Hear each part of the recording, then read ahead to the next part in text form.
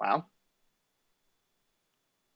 Hi, everyone. My name is Matthew. I am a software engineer at Dropbox, and I'm about to give a talk on generics in TypeScript.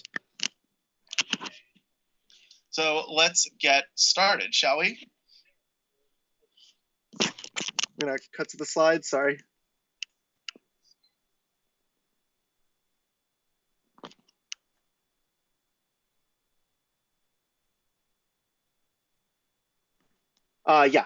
We can get going.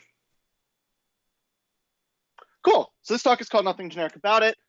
Like I said, my name is Matthew Gerstman. I am a software engineer at Dropbox. Much like Jay, I live and work in New York City, which is doing kind of okay in this whole pandemic, but I'm glad to be here. I love it very much. You can follow me on Twitter at Matthew Gerstman. If you have any questions about this talk, that is really the best place to get in touch with me. And if you want to see these slides, you can see them at generics.matthewgerstman.com. Now, this is going to be an advanced TypeScript talk. I actually give a different intro to TypeScript talk that you can see on my website, matthewgerstman.com/talks. And that one is very much about the trade-offs about why you may or may not want to use TypeScript. So a lot of the time I like to do audience participation, but that's kind of hard over digital. So can we just do several people are typing whenever you want to just chime in or say something exciting? I'm realizing there's a bit of a delay, so we will have to I'll just have to like see that after the fact. But just like send emoji or something if you agree, or if you enjoy a GIF I've posted or anything. It makes me feel good. So these are some questions you might have had when you have been working in TypeScript. So how do I create a function that returns multiple types? Send emoji or just several people typing if you've tried to create a function that returns multiple types. How do I get the type out from inside of a promise? Can I use different types based on some arbitrary state? How do I tell TypeScript I know that something is wrong, right? Like when you want to say to TypeScript, like, hey, something is just real broken. And then finally, how do I type this shiny new JavaScript pattern, which I live in a React world, maybe you don't, but like in the React world, we had higher order components, which were a giant nightmare to type. And then we had render props, which were a little better. And hooks are a lot better. But, these things aren't always fun to figure out. And if you've been using TypeScript for a little while or just getting started, you've probably learned about any pretty quickly. And what any is, or the way it's taught at first, is, hey, trust me, I know what I'm doing. I'm a doctor. By the way, just Doctor Who fans, send emoji. And you quickly realize that it is not a trust me. It's a little more like a trust fall. You need someone to catch you. And if you like Mean Girls, you can send emoji. But then you realize, no, it is not a trust fall. There is no one there to catch you, and you are just going to die from using this. Any is really, really dangerous. And the reason for that is any is a lot less of a, hey, trust me. It's a lot more of turning TypeScript off altogether. So what you need to be doing instead of using any is you should be using unknown. And what is unknown? Unknown is the non-evil twin to any. So this is the only slide in my talk on set theory. I promise not to go into abstract mathematics, but it's important to cover. So unknown is the set of all possible types. So any type that could exist exists within unknown. So it's a little better than any because it's saying like, hey, I don't know what this is. It could be literally anything. I got this slide from a LogRocket blog post, by the way. So if you go to these slides, you can click on that and see the original post. Now, oh no. People just see the title slide. That's not good. Cool. We are going to attempt to fix this. Can y'all see it now?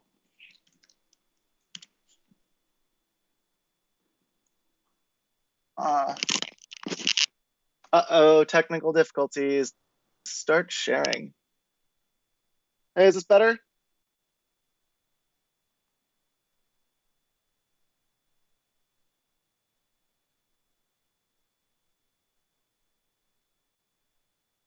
Cool. It says unknown. Sorry you haven't seen any slides, guys. Friends. Cool. We're going to talk about the unknown, technical difficulties. So unknown still has a value. By the way, I'm just going to keep my headphones on. These slides it should be back to an actual slides now.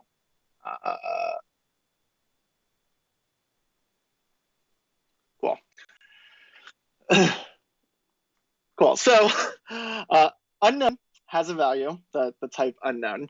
I'm just going to keep going and hope this gets better. Any value can be assigned to unknown. I'm getting talked to. Yep, there we go. Sweet. Cool. Now y'all can see my bookmarks and stuff. Cool. Any value can be assigned to unknown. And it requires that we determine the type of it at runtime. So let's look at the ergonomics of unknown, shall we? So we have a function which takes x, which is of type unknown.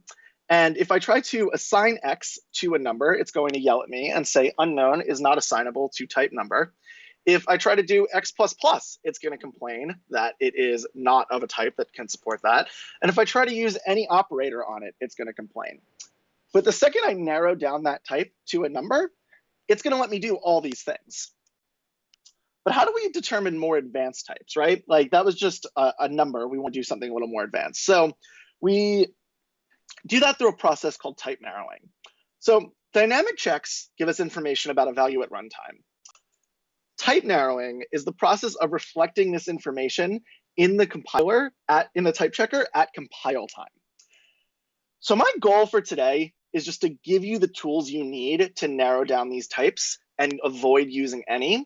We're going to cover a wide subject of topics today. We're going to go for a large breadth and not very much depth. So let's kind of begin. The first thing we have to know is that TypeScript is a structurally typed language. What does that mean exactly? Well, if I have these two types, person and elf, and they are sent the same, they are structured the same, TypeScript will treat them as though they are one type. So I have Harry and Dobby. Now that you actually can see my slides, can I get several people are typing for Harry Potter? So I have Harry and Dobby, which are effectively the same type because they are the same structure. And if I call this function getPersonName, it's going to work just fine on both of them. But if I were to add a property to that person, say wand, now it's going to complain when I try to call it on an elf because it's missing that property. And it even knows which property it's missing. Now, we're not using it internally, but TypeScript doesn't know that or doesn't know that we're not going to eventually. So it just says, no, you can't use this function. These two types are different. We can also use structural types to derive other types. So a cool example of that is intersection types. So let's say we have a person and a spellcaster. We have this object with a name, which has a string, and then we have this other object, which is spells, which is a list of strings. And if we go and produce a wizard by producing the intersection of these, it's going to be as though we just created that type, name and spells. And if we do this at runtime, it's going to work the same. So we have our name and our spells, and if we splat them over, that person and spellcaster will become a wizard. As a corollary to intersection types, we also have union types. So we have a wizard and a muggle in this case, and the wizard can cast spells, the muggle cannot, but muggles are people too. So type person is a type wizard or muggle. And I have this function called sayMyName, which takes a person. And because both of these types have the property name, it's going to work just fine. But if I were to try to access spells, for example, it would fail. Now, a cool thing I can do is I can produce a type guard. So I can have this function called isWizard, which takes a person and returns if that person is a wizard. Now, it's worth calling out, this is effectively a type assertion in runtime. I am saying to TypeScript, hey, you need to trust me that I know what type this is. But JavaScript is pretty complex, so it's nice that we can do this. As a total side note, I think this is the first GIF y'all actually get to see. I was trying to find a GIF of Beyonce as a wizard when I made this sayMyName function, and I couldn't find that. But I did find this horrifying thing.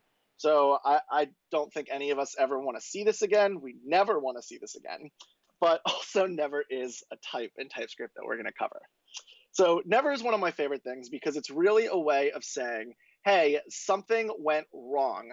We should never have this happen. In fact, have you ever put this comment in your code? Just several people were typing for have you ever put this comment in your code? Like this should never happen. So if you're using the never type, that's a great way to express that. Let's look at some code that enforces this. So I have a function called assert_exhaustive, which should never take a type. Whatever we pass to it should never work and should never return anything either. And it throws internally.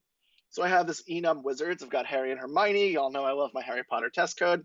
and we are going to test that my enum is exhaustive. And you can imagine like two parts of the code base with like an enum on the API side and something else that needs to like handle every response from the API. And we want to make sure that if we're getting data we don't understand, we throw, because at runtime we don't know if the API is going to return something else. But the cool thing is if we have sufficient typing and we have added something to this enum, TypeScript is going to tell us, hey, we now have this type ron, which is going to happen in the default clause. It is not assignable to parameter of type never. So you can just leave that comment, this is never going to happen, by using the never type. Now, never and unknown have some really interesting transitive properties. So if we look at a number intersected with something that should never, ever, ever happen, it's going to produce never, ever, ever happen. But if we look at the options of a number or something that should never, ever happen, it's going to produce the number. And the same for strings and nulls, etc. Unknown is the exact opposite. So if we look at the set of all possible types intersected with a number or a string, we're going to get the number or the string. But if we say, hey, this could either be a number or this could be the set of all possible types, it's going to be the set of all possible types, which is unknown. And these properties hold up when you do them together. So if you do never and unknown, it produces never. If you do never or unknown, it produces unknown. But interestingly enough, I wanted to see what this looked like with any. Any clobbers any primitive type you throw at it because it is turning off the type checker. Like you start with a number or a string and you end with 7 potters. Can I get several people are typing for my dumb GIF? Thank you, because I don't have an audience laughing at me, with me, at me. I don't know the difference. Anyway, so skipping any, or going back to any, if we look at how that applies with never and unknown, any is going to win 3 out of 4 times. For some reason, when you intersect, this should never happen and turn off the type checker, this should never happen seems to win. I don't know why. If anyone from the TypeScript team would like to tell me, please tweet at me. I'm very curious. But now we're going to get to generics. That is the namesake of this talk. I am very excited about generics. No, unfortunately, Twitter does not have a typing indicator. So I just need y'all to send messages. I wish it was like Slack. So because we have generics, I'm so excited. I'm bringing in my girl Tay. Y'all can type for my girl Tay if you're a fan of her. If not, I don't care because I'm alone in my apartment right now. Generics are like passing a type as an argument. So what does that look like in our code? So let's look at the simplest generic, which is the identity function. And it takes t, which is a type, and then it takes an argument of type t, foo, and returns type t. So if I pass it a string, it returns a string. If I pass it an array of strings, it returns an array of strings. If I pass it a number, it returns a number. And we can use these generics as arguments to do much more interesting things. So let's look at how intersections worked. So we have our person and our elf again. So people have names and wands and elves just have names. And we have spellcaster now, which is going to take a generic t and it's going to do that intersection for us. So before we were doing spellcaster and person, now we're just passing it to spellcaster.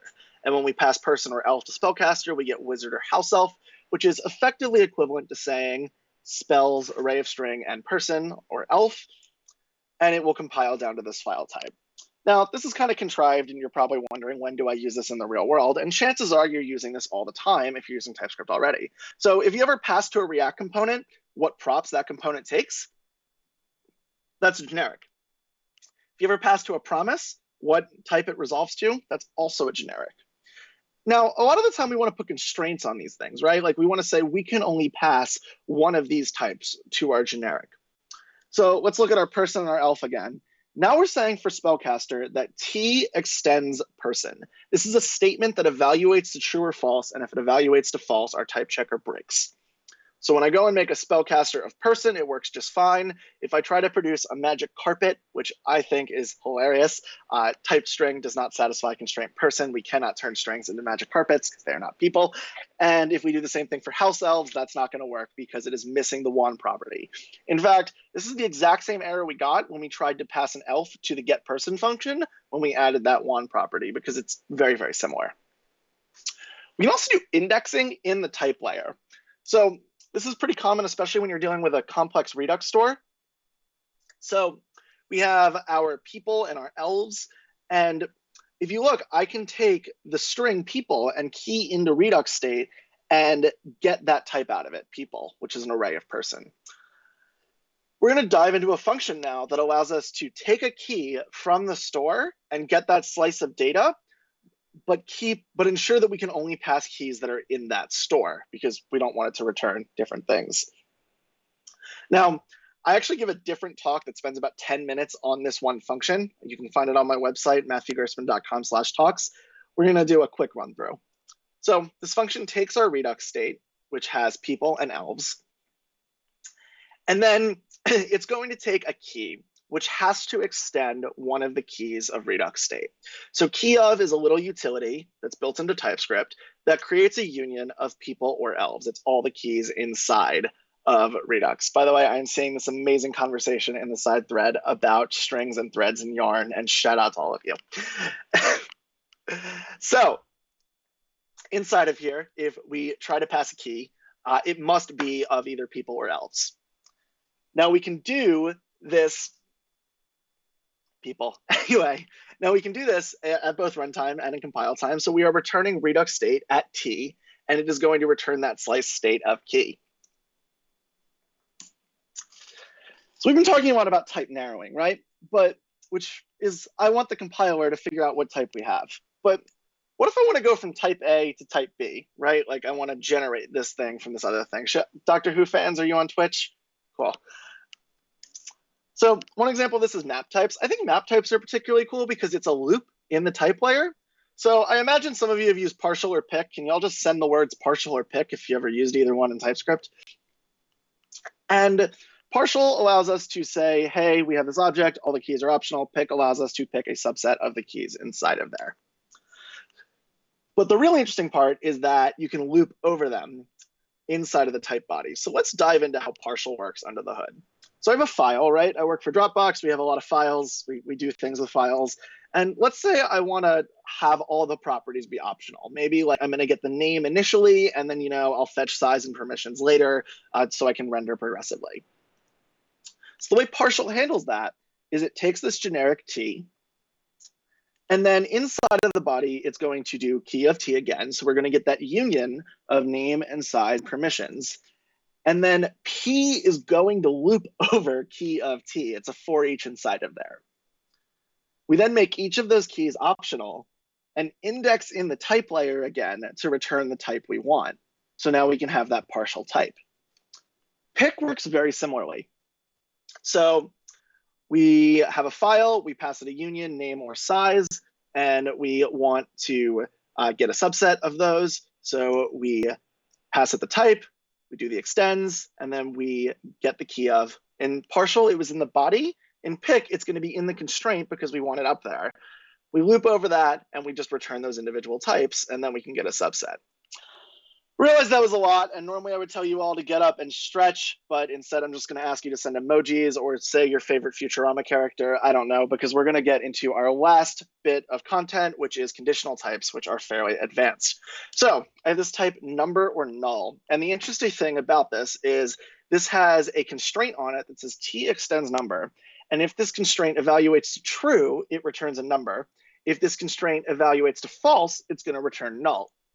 So when I give it a number, it returns number. If I give it anything else, it's going to return null. And that's fairly contrived. But a more interesting thing is we could, hey, maybe get the type inside of a promise, and we can say this is either a promise or it just never happens. Like this must be a promise, and we can enforce that. And we could try to get the type out of a promise, but this doesn't quite work. We're missing a bit of syntax here because we're still using unknown, which is the set of all possible types. Well, for that, we use inference types.